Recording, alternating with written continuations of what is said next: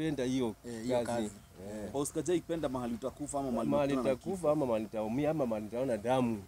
Lakini unaweza ukajipata sasa hiyo venye nafikiria unakuwa anakutishia ndio unaanguka naye. Yeye anafikiria zake na mimi nafikiria zangu. Unaona?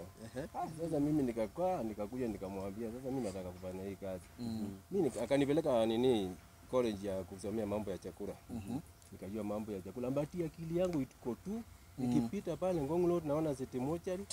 Unajua bukuku kwanga na mochari nyingine. Mimi naona mbona ananiambianga nisifanye hii kazi. Nikakuja nikakutana na mjolio mwingine rafiki yangu.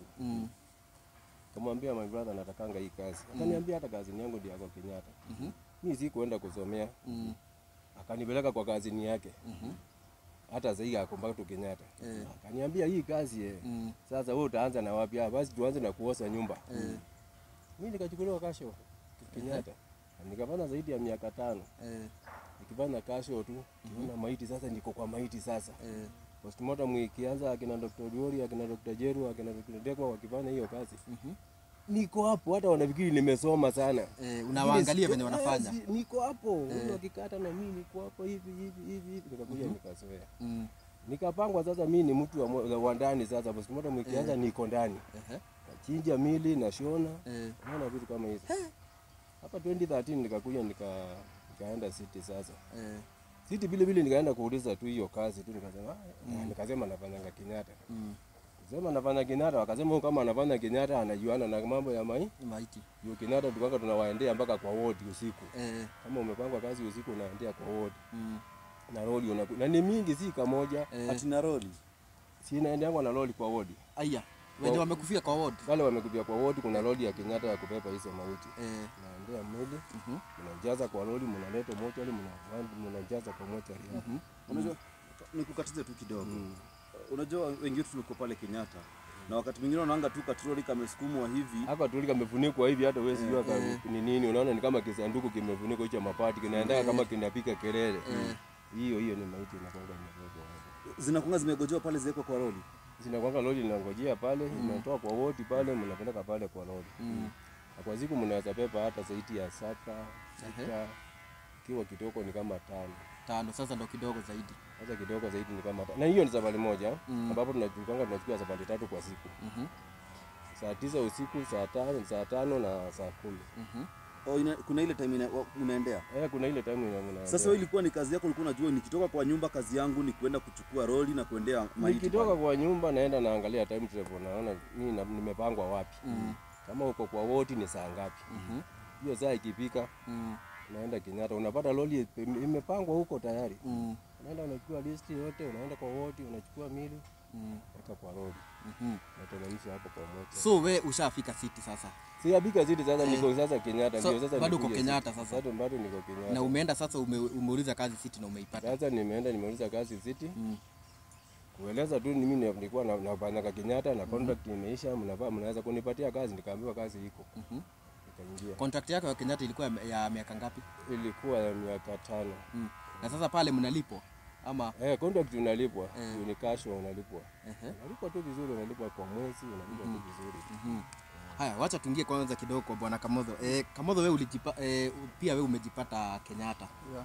Kenyatta utaingia aje Kenyatta na uanze kufanya huko? Tumesikia huyo yeye ilikuwa passion akaanza kuoshaosha huko. Wewe ulijipata aje? Nilikuwa na rafiki yangu hapa.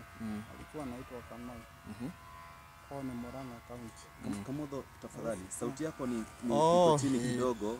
Alikuwa tunatumia diesel zote. Alikuwa anaitwa Kamau. Nilikuwa nikimtembelea kila mara. Ananitembeza huko ndani, naona venye kuko, naanza kuwa na hiyo courage. Hapo nikamwambia wakati nafasi itapatikana utaniita.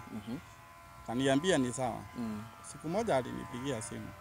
Kaniambia sasa, si ulisema unaweza fanya hii kazi? Kuja Monday. Si unaona? Mimi nikakuja Monday. Kaniambia sasa juu hujazoea utakuwa ukiosha tu. Kanipangia mahali nitakuwa nikiosha.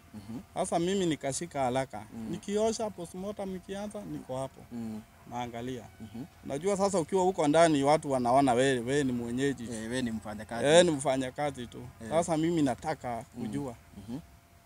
Kama huwa ananiweka nguvu, ananiambia sasa, si unaona wewe utaweza hii kazi. Hapo ndio nikaanza kujifundisha kukata mwili. Nikaanza kufundishwa kukata hiyo embalming. Kuna madam anaitwa Evelyn Mjaluo. Alikuwa na roho mzuri sana. Nilikuwa nikimfuata hapa kwa. Embalming inafanywa hivi, unakata hivi. Pengine kwa wenye wajue embalming, unajua hizi ni terminologies mpya. Pengine unaweza tuelezea embalming ni nini? Embalming ni kupreserve mwili. Yani ile dawa, yani ile dawa, kuweka dawa. Na hii dawa sasa mnaekaga wapi juu unajua sisi hatujui? Mnaiweka, unaweza tuelezea pengine kidogo. Sasa tuseme sasa umeletewa mwili, utaiembalm aje? Nitatafuta hii mshipa iko kwa mguu. Inakuwa kwa mguu hapa kwa mapacha. Inaitwa vein. Hiyo ndio unatafuta, unawekea dawa hapo. Na ikileta shida juu kuna wale watu wanono sana. Wenye wamezoea tu kazi ya ofisi. Ukiwa mnono inakuwa hiyo mshipa inakuwa ndogo sana. Juu ya mafuta. The more uko mnono the more mshipa ni kidogo. The more inakuwa kidogo. Hiyo inategemea kama uvani kazi. Kama uvani kazi wewe ni mtu wa kukaa tu. Kukaa tu. Mshipa yako inakuwa ndogo ya kupeleka damu na kupeleka maji. So umepata hiyo mshipa. Sasa kuna bodi inasumbua sana kuweka juu ya hiyo, unaona mshipa unang'ang'ana nayo inapotea. Unakuja hapa karoti. Hapa hivi kwa shingo. Inaitwa karoti hii mshipa. Ni kubwa sana hiyo, sasa ni kama hii kidole.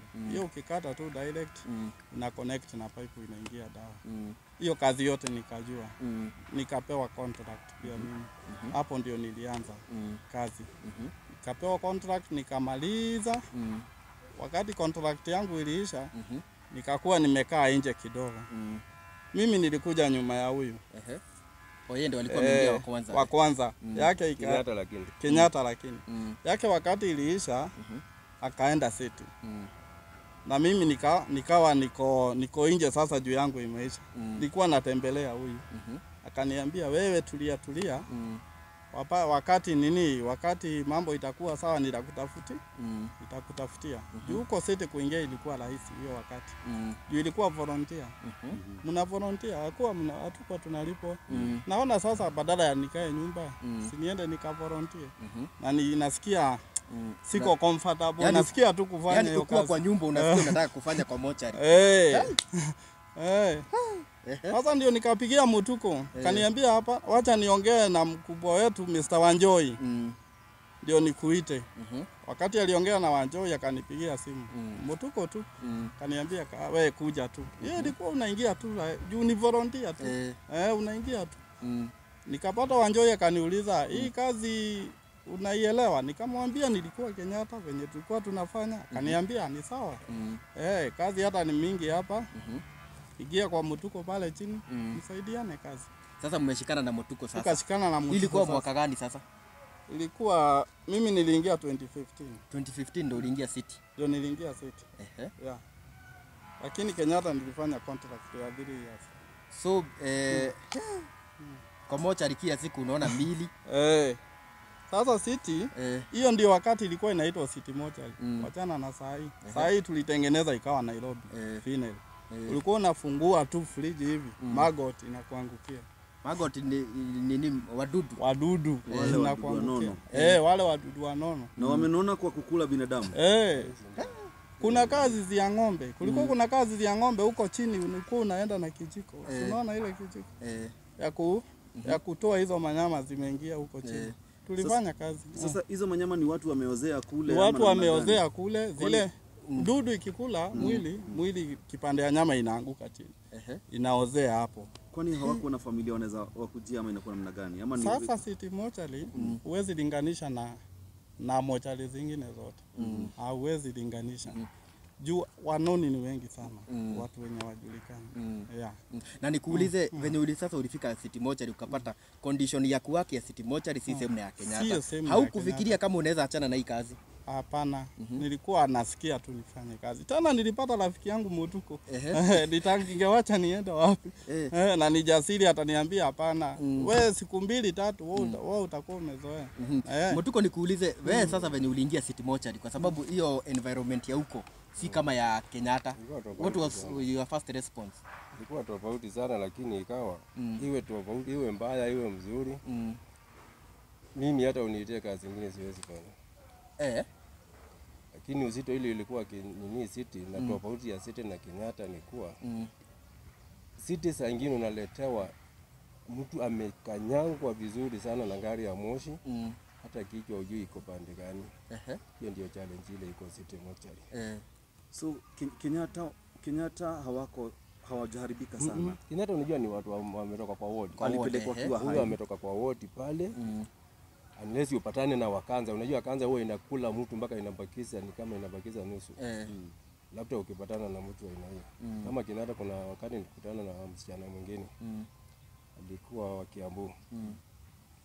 Alikuwa na kanza ya tumbo. Yaani ukiangalia kutoka hapa hivi naona ni mtu wa maana sana. Lakini kupromia tu kutoka hapa kutelemka chini ni kitonda tupu. Mpaka mala ikifanya hivi unaiona tu. Na akawai na ako kwa wote. Sasa wakati alikufa nikamleta sasa pale. Familia tulipatana hapo. Wakaona ni kama kichwa yangu ni mbaya. Nikiwaambia ati mwili itakauka, iwe inaweza shikika.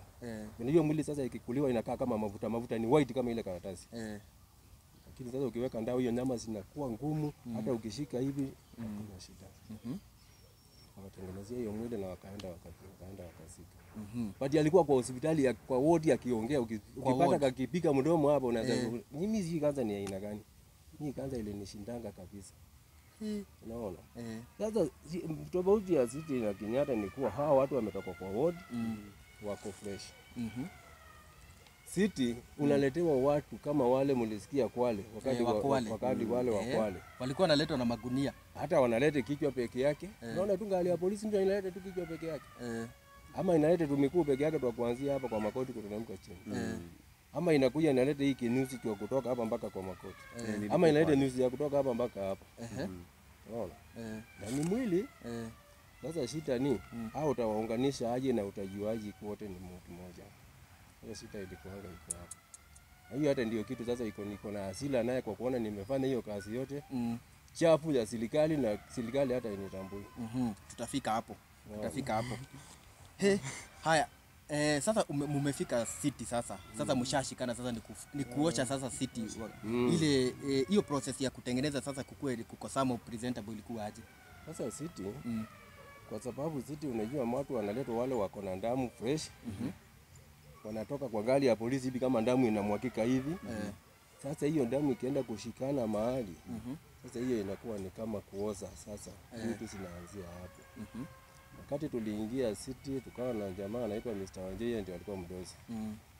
Akatuuliza kama tutaweza kubadilisha hiyo nyumba. Tumwambie je tunataka tubadilishe hiyo nyumba. Tunataka tukamwambia tunataka sabuni, chumbi, steel wire, yani vitu za kuosha nyumba sasa. Na marashi hii ya nini? Na maperoxide. Yani na dawa ikue kwa wingi na tutaibadilisha. Tukaingia sasa naye akaota hizo vitu. Hapa na Sakaja naye akaleta hizo vitu bila mchezo. Akaleta hizo vitu ni kama za kuja kutupa. Hiyo nyumba tulioza my friend. Mpaka wakati Sakaja alikuja sasa hapa kitu kama last year tu. Ni 2023 ndio alikuja huko. Akakuja akauliza yani hii nyumba ni City mortuary kweli? Kamwambia ingia ndani inanyuka kama hoteli. Na ni City. Lakini kufungua frinji pako na watu zaidi ya 2000. Si ati tumetengeneza admin imetoka. Iko tu huko. Imepepa kupepa lakini tumemake sure hiyo uchafu yote. Dawa tumeweka ile marashi ya harufu kila kitu nyumba inakuwa safi. Si ndio akaipandilisha jina. Ikaitwa Nairobi. Akasema sasa hii itaitwa Nairobi Funeral sasa. Sasa si ndio akatuita pale. Tukakaa chini na yeye. Akatuambia kuanzia leo mtakuwa mnapewa maziwa kwa sababu ya hii dawa mnatumia hapa ni mbaya na inaweza kukuharibu. Maziwa ikaanza kukuja immediately. Akasema watu hakuna sasa kumprondia hapa ati kukaa hapa ati bila kulipwa. Watapewa contract waanze kulipwa immediately. Na mimi ndio nimesema. Kutoka hapo akasema hakuna siku mtatoka hapa na hakuna siku pataletwa watu wengine mkiwa hapa. Mimi taenda ni seto pale na niletee nyinyi mabarua za kazi. Mkaletewa mabarua. Barua tu kuletewa lakini contract tulipewa. Na immediately tukaanza kulipwa na maziwa ikaanza kupeana. So mkakuwa sasa mko permanent kule city. Tukakuwa si permanent, ni contract tumepewa. Ni contract tumepewa na hiyo contract sasa mnalipwa sasa. Na ni contract ya miezi ngapi ama miaka ngapi? Tulipewa ya miezi 3. Lakini hiyo miezi 3 ile nilisaini hivi ni ya miezi 3. Lakini nikapana miezi 9. Kwa hiyo miezi 9 kuna ile mwezi nilikuwa nalipwa, nyingine silipwi. Yaani kiuliza naambiwa haitakuja na hiyo nyingine baada, itakuja na hiyo nyingine safari moja. Hiyo nyingine inakuja napewa moja, naambiwa hiyo nyingine itakuja tu mbele tu. Hivyo tu mpaka mwezi wa 11 tarehe 28. Ndio sasa tukakuja tukaambiwa hapana. 29 tukaambiwa hapana. Sasa kazi hakuna, imesimamishwa. Nataka tusimamie hapo kwanza. Yes, mnafanya city hapo kwa mahali mlisimamiwa kazi nataka tutaiongea. Niwaulize mko na familia? Familia tuko naye kwanza, mimi niko na familia. Niko na mtoto amemaliza shule. Na ako kazi. Niko na kingine kinasoma na ni cherevu zaidi na kinaendelea na kusoma. Na sasa niwaulize tuseme ukipata bibi ulikuwa bado unafanya kwa mochari? Nilikuwa napanda kazi ya hoteli. So na sasa wakati ilifika ati sasa wewe mimi naacha kazi ya hoteli naenda kufanya kwa mochari. Kazi ya hoteli ilikuja ikawa pia ni ngumu na iko na challenge mingi. Na nikawa hata naivana na sitaki. Naivana na sitaki. Sasa nikakuja nikasema sinifanye ile kazi naonanga nikiota kila siku. Sasa transition yako kutoka kwa hoteli kwenda kwa mochari, bibi alichukulia maybe aje na watu wa familia? Sasa hapo ndio vita ilikuwa na mama yangu. Hataki nifanye hiyo kazi. Naye bibi anasema sasa wewe mbona tu ufanye kazi tu. Mbona sisi tukule.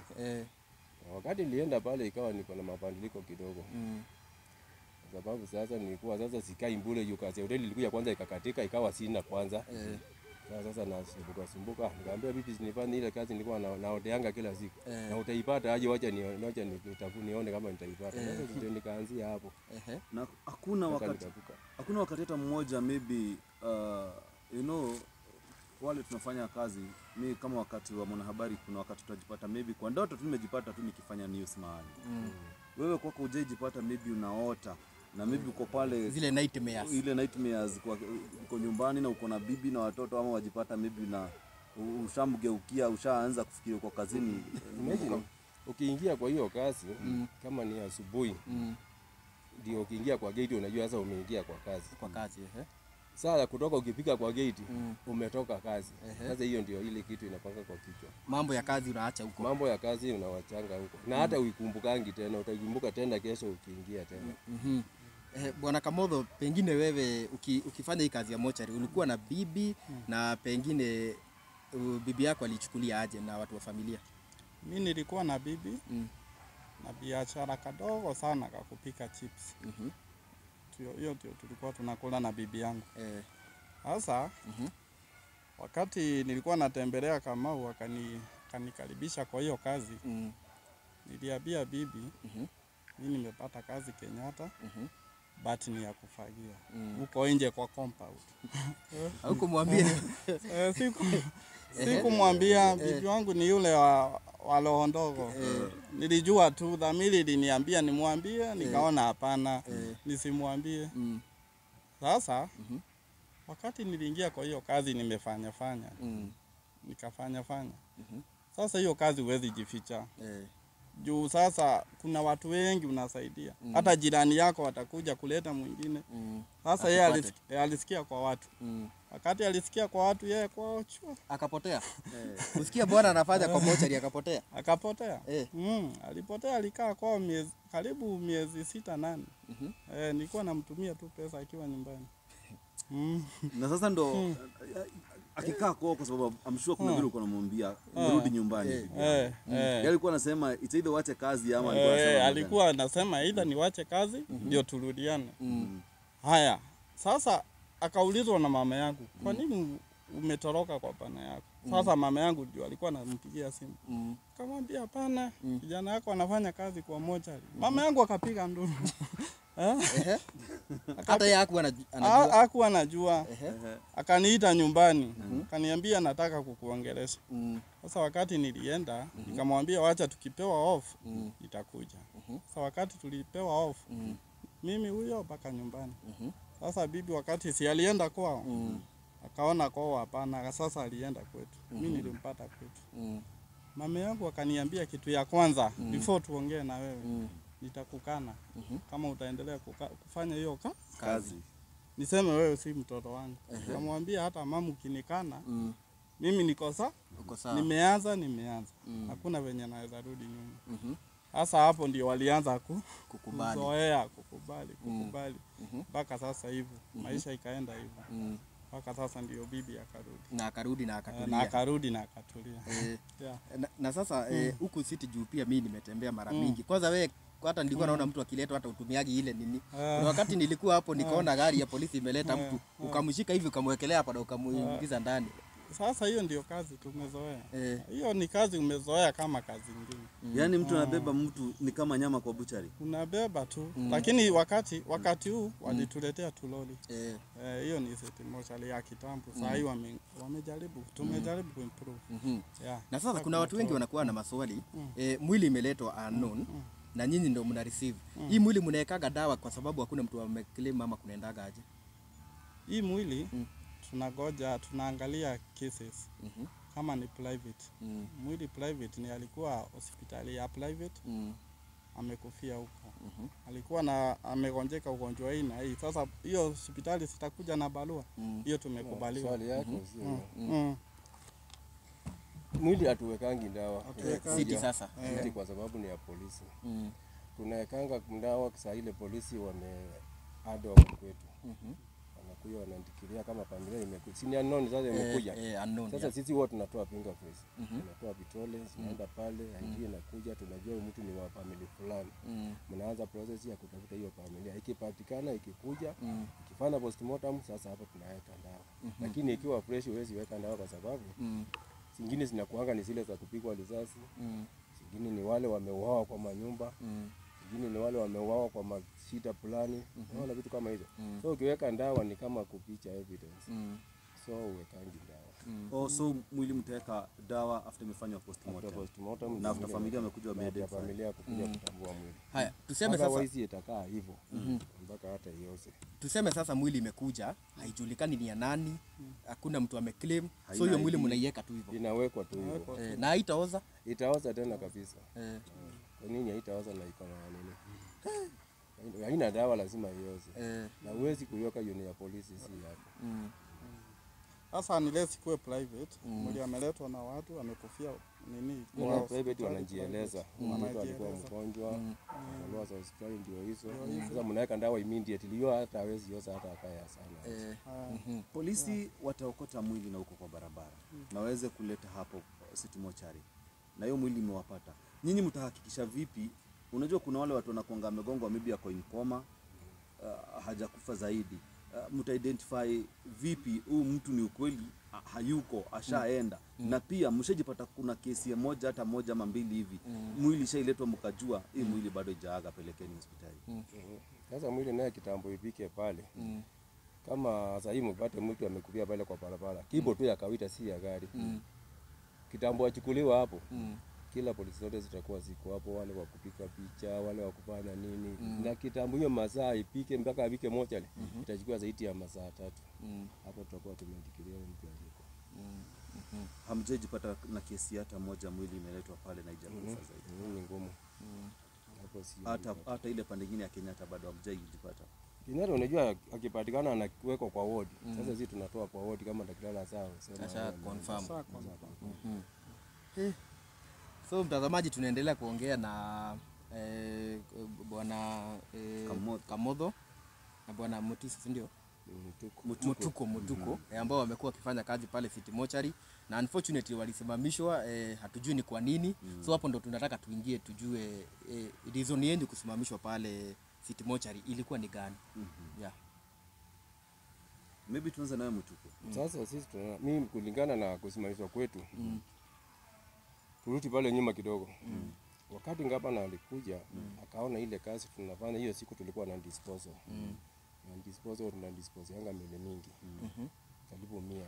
Disposal ni kusema aje? Ni kusema ile mili imekosa wenyewe, na tunapeleka Lang'ata kuzika kama disposal, yani inazikwa tu pamoja. Hiyo ndio disposal.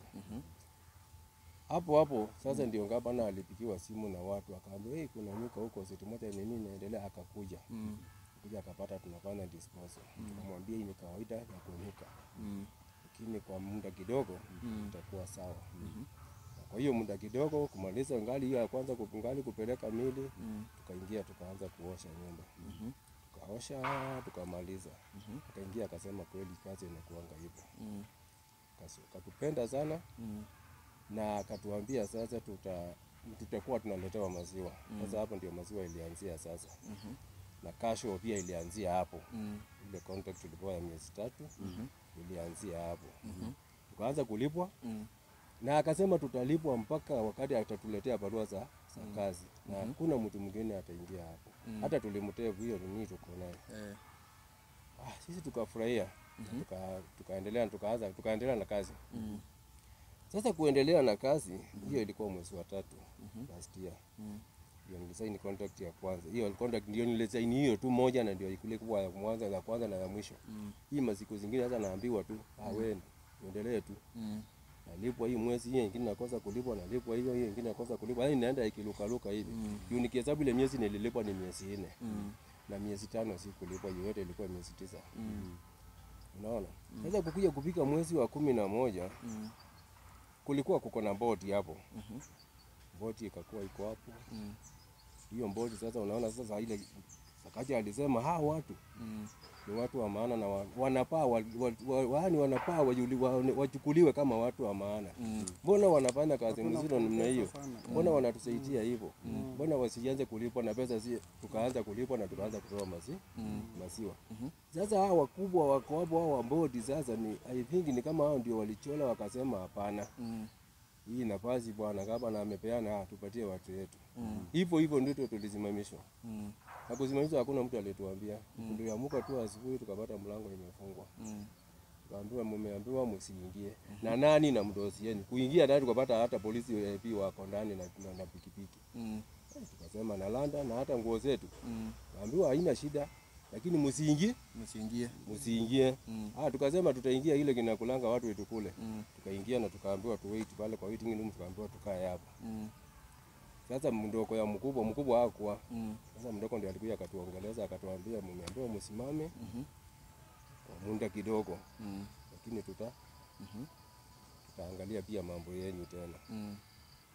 Hivyo tujapewa barua ya kusimama, tulisimamishwa na mdomo mpaka hata waleo sisi tunangojeanga tu. Hiyo wakati mnasimamishwa kazi, mko nyinyi wawili ama kuna watu wengine? Tulikuwa wote mpaka attachment wale walikuwa. Kwa sababu tulikuwa watu zaidi ya 20. Watu zaidi ya 24. Nyinyi wote mkakuwa mmesimamishwa wote. Na wakati mmesimamishwa kwa sababu mmefika pale na mmesema mko pale kwa waiting room. Mnaona kikosi kingine mpya kufanya kazi. Kikosi kingine mpya ilikuwa. Inafanya kazi inapakia mpaka huko, nyingine iko huko ndani. Hivyo kuulizia tukapata hii kikosi ni kama ndio ilituma tusimamishwe, ndio sasa hao wakubwa walete watu yao juu ya ile sauti ya gavana kusema hao watu lazima walipwe na lazima wakuwa wanapewa maziwa.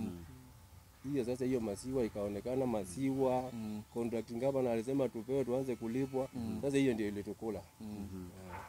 Na hivyo ndo mmeachishwa kazi hivyo.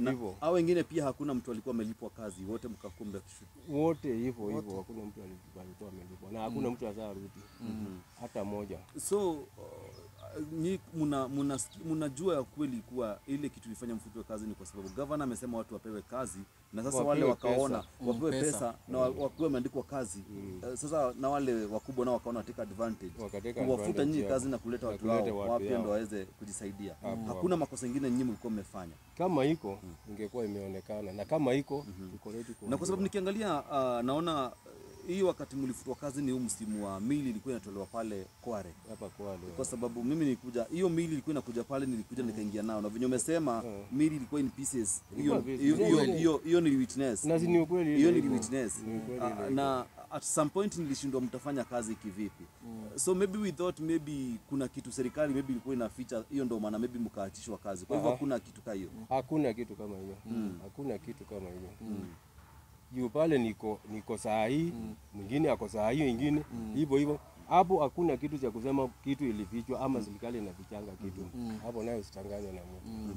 Kwa hivyo ni pale ilifika sasa kuna lipano. Ni pale tu ilipika tu hao watu waanze kulipwa na waanze kupewa maziwa. Sasa ile wale advantage ile walipata pale na kulete watu yao ni hiyo tu, maziwa hiyo, malipo hiyo. Sasa wakaona sisi tufai kulipwa. Kwa sababu gavana amesema lazima sasa watu watakuwa wanalipwa. Kutoka hapo mpaka saa hii wanalipwa. Na wanaendelea na hiyo. Yule mkubwa wenu hakuweza kuandaa kikao na nyinyi ama mimi kuwaongelesha. Sasa Hata wakati mmekuwa pale kwa waiting. Sisi tunafikiria hata yeye alikuwa amesukuma zaidi, ndio hata hakupata nafasi. Hata alipigwa transfer kwanza ndio ujue kulikuwa kumbaya.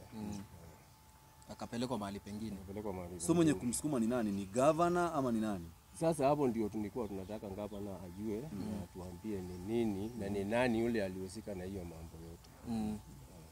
So kwa ile hali hamwezi sema ni mkubwa wenu. Ile hali ni kama pia yeye alipigwa transfer ndio sema ni mkubwa wetu kwa sababu hata yeye alipigwa transfer na akawa amepigwa transfer kitu hata ieleweki.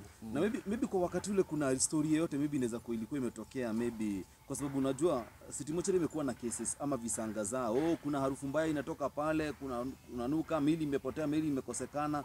Unaona maybe na hiyo ndo kulikuwa bado na historia maneno na case na abductions. Mili watu kuuliwa ovyo ovyo.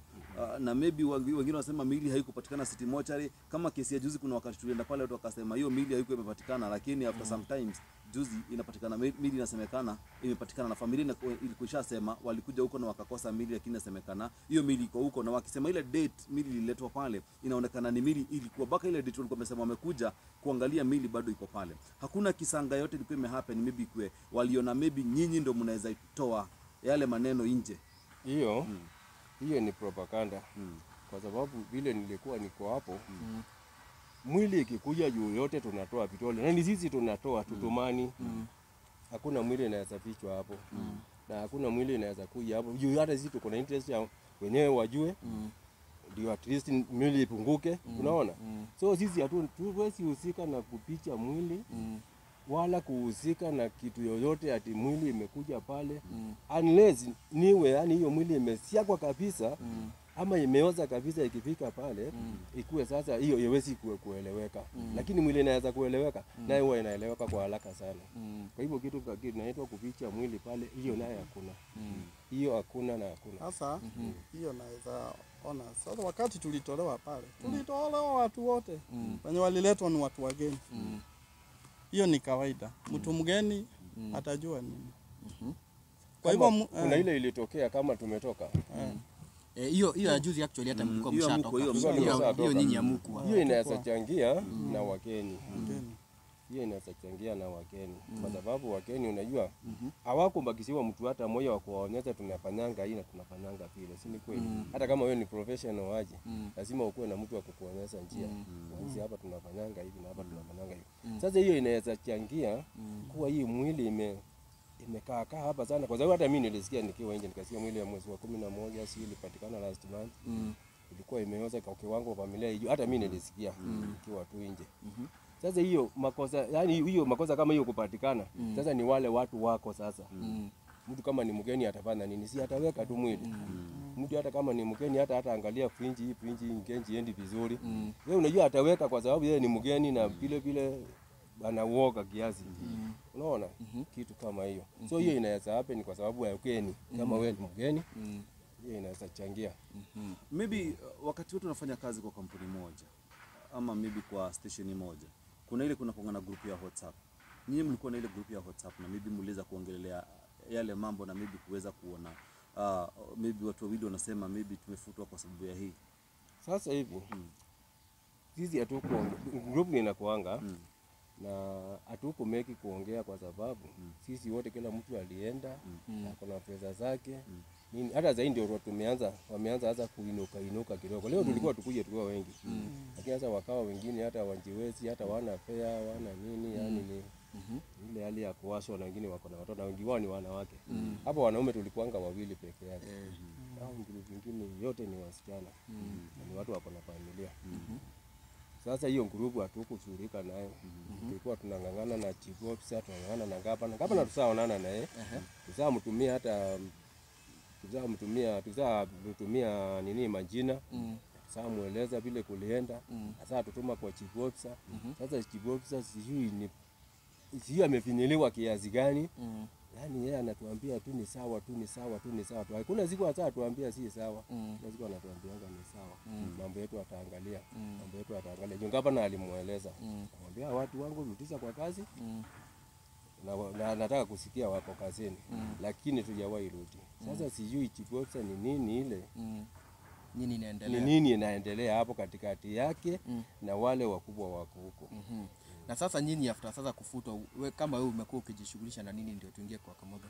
Umekuwa ukifanya sasa umekuwa ukifanya nini juu yuko kazi kule? Mimi wakati nilikuanga niko tu pale. Nilienda nikaweka kabiashara kidogo. Kuuza mali. Akisi yako ndio kananilea tu. Na wewe bwana Kamodo? Si tulirudi tu kwa waru. Hata kama tunateseka sana. Lakini tunang'ang'ana tu juu Mungu hapa. Na sasa pengine mtu akiwa pale anajiuliza hawa jamaa juu washatoka kwa mochari bado wanatafuta kazi ya mochari.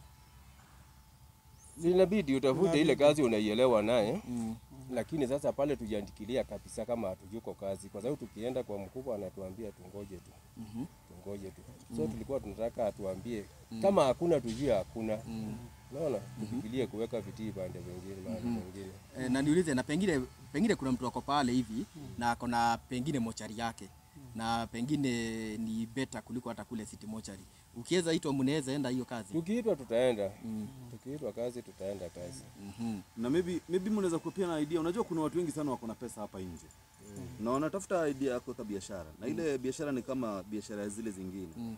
Wakati sisi tunaomba maybe asubuhi na mapema tukiamka, Mungu bariki kazi ya mikono yangu. Najua pia nyinyi mnaomba Mungu bariki. Naomba hivyo tu. Na pia ule mwenye mochari pia. Haya naomba hivyo. Naomba hivyo. Maybe mnaweza kuwa mnajua zile vifaa mtu anafaa kununua ili kuweka mochari yake na vitu kama hizo. Maybe unajua kunaweza kuna mtu pale anatazama na aseme ningetaka kuventure into that business but sina idea ya inahitaji nini na nini na nini. Mtu akawapigia simu unaweza saidiana, kwa sababu maybe mkisaidiana na ile kazi maybe atawapea kazi. Hiyo mtu akituhitaji tutampangia hiyo kazi na atajua kweli ni kazi tulikuwa tunaifanya na tunaipenda. Unajua kazi ni ile unapenda. Hata ukiamua ukulima kama huyu mwenzangu tunasikia alienda kwa viazi. Anaweza kuwa hata anaweza kaa aone hiyo viazi ina faida kubwa, hata hiyo moja ile hawezi aseme hataki. Haya. Mtu kama ataniita na niambie tukae chini nimpangie ni nini na nini inahitajika. Naye nitampangia na hakuna mahali ataanguka. Maybe tuko na gavana wetu wa Nairobi, Bwana Sakaja, ambaye maybe anaweza kuwa anatazama hii. Ama maybe kuna wale wafanyikazi wake ama mtu wote wa karibu na yeye. Na maybe tungetaka maybe aweze kumfikishia hii habari, kwa sababu wale vijana alijua walifanya kazi mzuri. Wale vijana alipendelea kazi yao na wale alipendelea waweze kupewa kazi. Maybe sijui kama mnaweza funguka muongeleshe moja kwa moja, muambie wale vijana ambao walichange city mochari. Wale watu walitransform city mochari, ndio sasa yeye mwenyewe akaipatia jina mpya. Ajue mko nje, hamjairudishwa kazi na maybe hana information ya venye kulienda. Maybe mnaweza ongea mmoja muongeleshe ni kama ni yeye una address. Ukiangalia hizi kamera naweza kumueleza. Kwa sababu mimi najua bahali tulianzana na yeye na mahali tulibikanisha na yeye. Kwa hivyo nikitaka kumwambia na kumpongeza kwanza. Kwa maana alitutoa mbali. Na kututoa mbali mahali alitutoa ni kukuja na kuona kweli tumefanya kazi mzuri. Na kuona tunafaa kupewa kama ni hiyo maziwa. Tunafaa kupewa kama ni hiyo pesa. Tulipwe. Ni zitu tunaweza, mimi upande wangu nashukuru sana by the way. Nashukuru sana gavana. Alikuja akatamuka hiyo maneno na immediately ikaanza. Immediately hata haikumaliza siku mbili. Maziwa tukaona imeingia na tukaletewa makaratasi tukajaza nini contract na tukaanza kulipwa mwezi ikiisha. So yangu ni kusema ni asante kwanza kwa yale yote alitufanyia. Na la pili ni kumuuliza ya kwamba ni kumjulisha, yani ajue ya kwamba pale asiyuko. Asiwe akapikilia akikuja pale atanipata. Ajue pale mimi siyuko, ni saa tolewa na kwa sababu ieleweki. So nahitaji kama anaweza kunirudisha kwa kazi, alinirudisha kwa kazi. Tukipatana kama tunaweza ongea maswali mingi, akiniuliza maswali nitaweza kumjibu na kadhalika. Vile namuombea hata Mungu hii mwaka tunaenda kwa uchaguzi tumchague tu vile tulimchagua, jioni sisi tulimchagua. Na tuko sure ni sisi tulimchagua. Tumchague tena kwa yale mazuri alinifanyia. Mimi bila kusema kwanza mtu mwingine.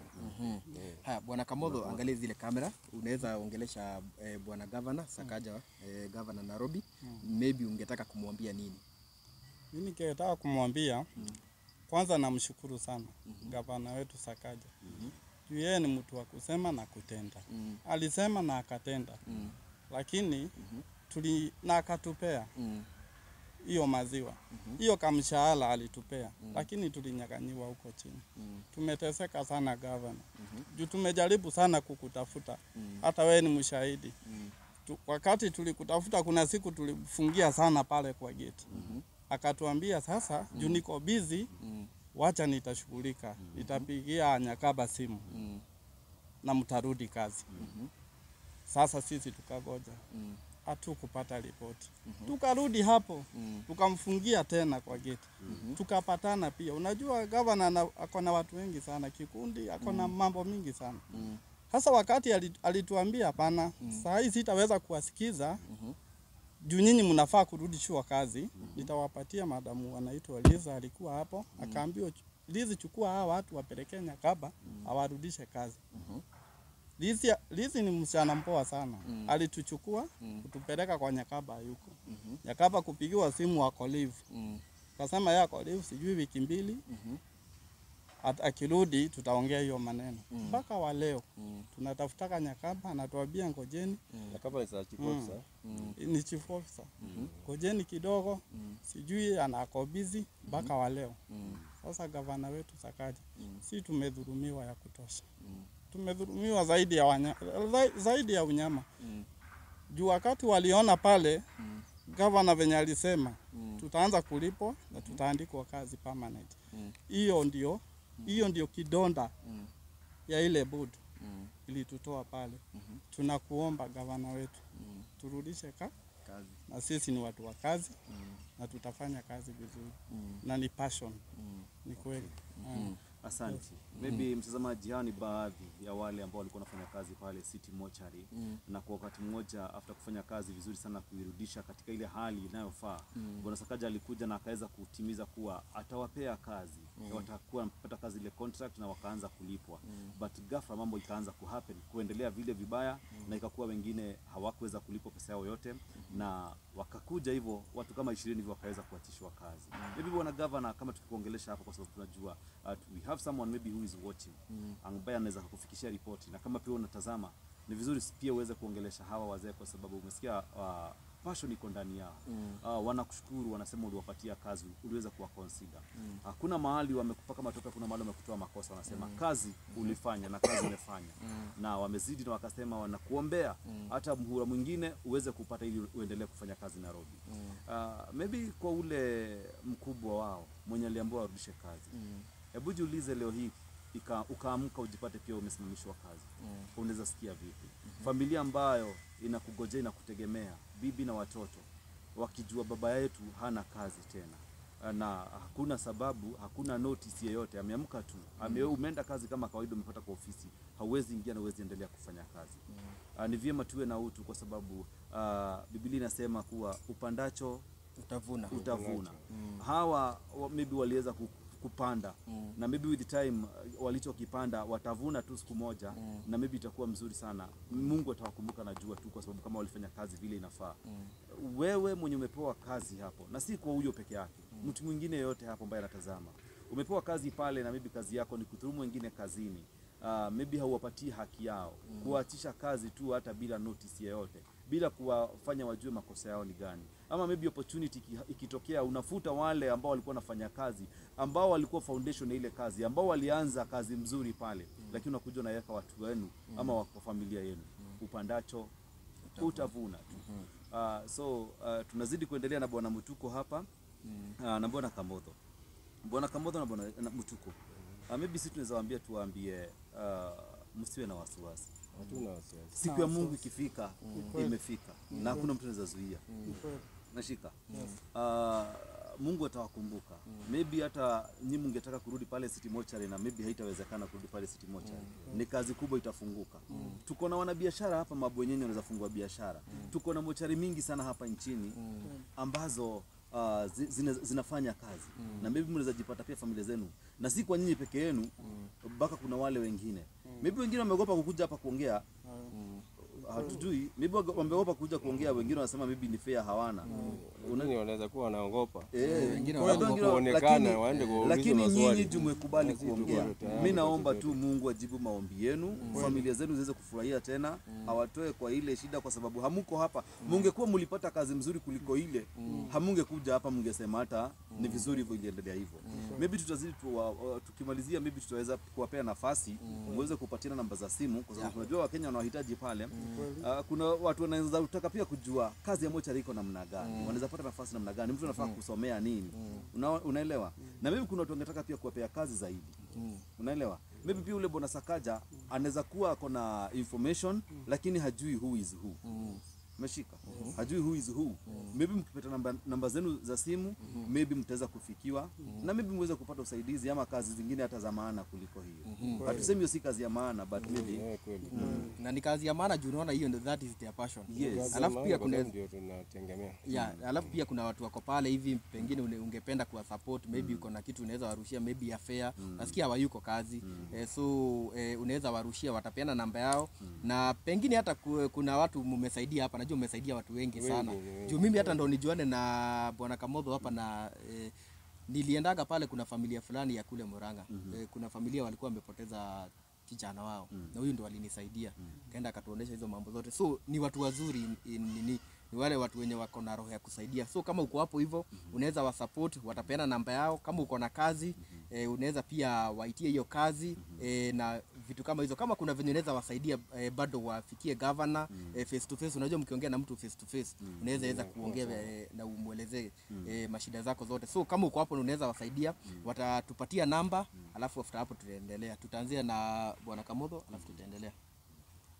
Namba yangu ya simu ni 07 17 93 08 38. Rudia tena. maybe kwa sauti kidogo. 07 17 93 08 38. Yes. Majina zote tatu inatoa nani? Majina ni mbili yenye iko kwa kitambulisho. Jackson Kamotho. Jackson Kamotho. Yes. Mtuko Mimi naweza sema asante sana kwanza. Na nashukuru zaidi kwa kuwa kama naweza kuwa ni sauti yangu kama inaweza pigia ngapana. Sasa sema ni asante by the way. So kwa majina naitwa John Mtuko Mbondo. Namba yangu ni 0718 89 3312. rudia tafadhali. 0718 89 3312. John Mtuko Bondo. John Mtuko Mbondo. Mzaliwa wa Machakos. Na hiyo namba tutaiandika hapa, namba zote mbili tutaziandika hapa. So kama uko na kitu yote unataka kusupport, kama unataka kuwaitia kazi, kama bado unataka kuwasaidia kufikia governor, hiyo namba iko hapo hivyo. Na kama uko hapo hivyo na unaweza kuwa na pengine hata mochari yako na unataka watu watakufanyia hiyo kazi vizuri. These guys wako hapa hivi na umesikia ni passion, it's their passion. Kwanza walianzia city mochari kama hawalipwi, so walivolunteer. So you can imagine wakati wanalipo watafanya kazi ya na mnaweza anza nao chini. Maybe labda uko na shamba pale, uko na nyumba pale na ujui kama hiyo nyumba inaweza fanywa kazi ya mochari.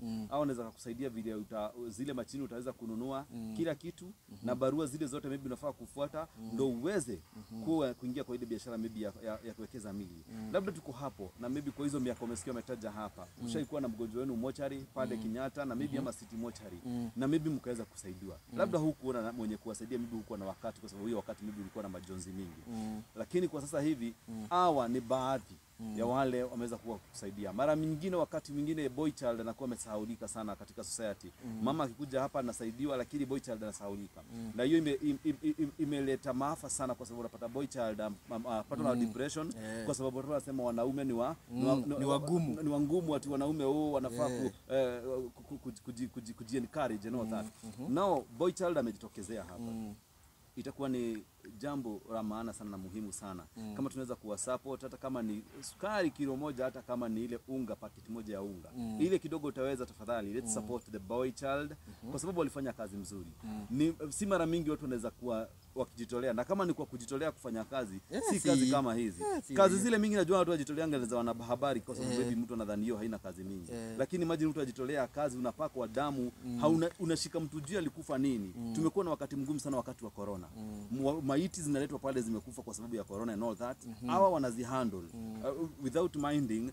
Tumekuwa na wakati wa 207 pale post elections, tumekuwa na wakati wa maandamano, vijana wamepigwa risasi, mimi na wewe tukiangalia hapa town, na wanaenda wakimwaga damu. Wewe wengine hata kwa barabara accidents zina happen, wewe mwenye gari unaomba lift, unasema tupelekee mtu hospitali ama tupelekee mtu hospitali, utaki kuguzana na ile damu. Lakini hawa hawana lingine. Wakati mwingine amesema washajipata wanabeba zile mili na mgongo kwa sababu maybe hospitali haina uwezo wa kuleta zile trolley. Umeshika na wamekuja wamesema imeimprove baadaye na imeletwa zile. Imagine mtu ana risk maisha yake kwa hiyo yote.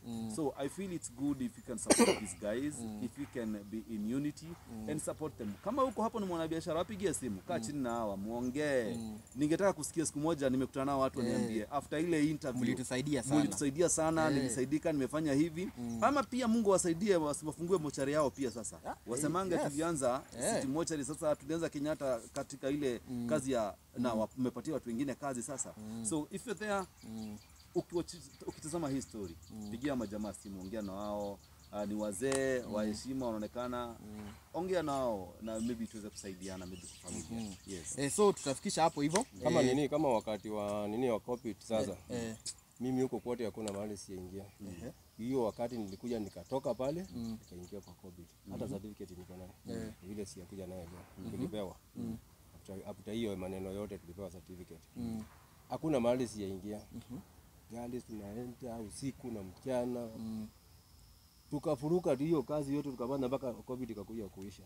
Na Mungu ni mzuri kwa sababu tujawahi konjeka. Mimi sijawahi konjeka. Hamjai konjeka. Sijawahi konjeka. Hiyo kazi yote nimefanya. KU Lipalo nilikuwa tumepewa fringe 2. Hii ya Palapalani tulikuwa tumepewa fringe 2. City moja tulikuwa tumepewa fringe 3. Kenyatta tulikuwa, yani kila moja yote tulikuwa tumepewa fringe. Ukisikia ni watu wa corona kila mtu anakimbia mbio, unaambiwa fringe yenu ndio ile. Utaweka hapo na kesho utakuja kutoa hapo. Ipimwe. Usambuzi na sambuzi bila kama chemist. Hivyo tu. Isemekana iko ama haina. Unaona vitu kama hizo. So tulipitia hapa mangumu bwana. Na hiyo wakati hakuna mtu anakulipa. Na nikafanya hiyo kazi mpaka COVID ikakuja ikaisha. Na nikarudi Chumbatu City. Kaendelea na kuhangaisha mbali. So kazi tumepitia mangumu by the way. Na tunafurahia. Na kitu moja tunaamini Mungu atawasaidia na kufanya hiyo kazi yote yenye mmefanya. Unajua watu by the way huwa wanaassume hiyo kazi ni kazi tu ya kawaida. Lakini kupeleka mtu amepata accident, amevunjika huku, ametoka nyama nini na nyinyi ndio mnawarudisha vizuri, at least kwenda viewing ndio mnaona huyo mtu ametengenezwa vizuri. Watu ni watu wa maana sana by the way. Wengine wetu hata viewing ile wakati wa mazishi na kwa jeneza ametengenezwa. Ashafanywa kila kitu mpaka kuchungulia pale kwa jeneza inakuwa ni ngumu. Hata kuona. Mara mingi tumeenda mili imeokotwa na huko barabara. Unaona wakati inatolewa raia wanataka kuona, lakini wakati mwili imetolewa kila mtu amejifunika ameenda akilia. Lakini imagine hiyo mili yote humalizia kazi kwa mikono ya hawa. Hawa ndio wanaweza kuambia zingine zinakuja zikiwa uchi, zingine hazishikiki. Wanashindwa, unasikia amesema zingine zimemalizwa na train, anashindwa kichwa iko pande gani. Na imagine lazima atengeneze hiyo mwili vile ati familia watakuja waipate. Wamerudisha vizuri, familia watakuja ipate. Actually ya watu hata government inafaa iwa recognize hiyo kazi. It's not easy. It's not easy. So even to our president, the governor Nairobi County. Wakati mwingine nishaiona ule kinara wa Azimio Kalonzo Musyoka akiongelea haya mambo kuhusu hii timu ambao kwa wakati walifutwa kazi. Na maybe nilidhani kwa sababu maybe ameongea, maybe serikali itaweza kurudisha kazini. Hawa ndo watu tunategemea maybe wakati watu mnalewa kwa klabu and all that, marafiki zako wote watakuondokea. Wakati mnacheza huku nje marafiki zako wote watakuondokea. Maybe watakuombea tu, lakini hawa ndio watakuwa nawe mpaka ile wakati wa mwisho. Wakati wa mwisho kukutayarisha na kumake sure umekupatiana kwa mikono ya familia yako ili ukaweze kulazwa. So ni vizuri tuweze kuwa support. Maybe tukimalizia wapeane namba tena alafu tuende tuko tumemalizia. Yes, bwana Mutuku tuanzie hapo. Tupatie namba sasa tuende tukimalizia. Kwa majina ni John Mutuku. Namba yangu ni 0718 89 33 12. So bwana Kamodo, majina yangu ni Jackson Kamotho. 07 17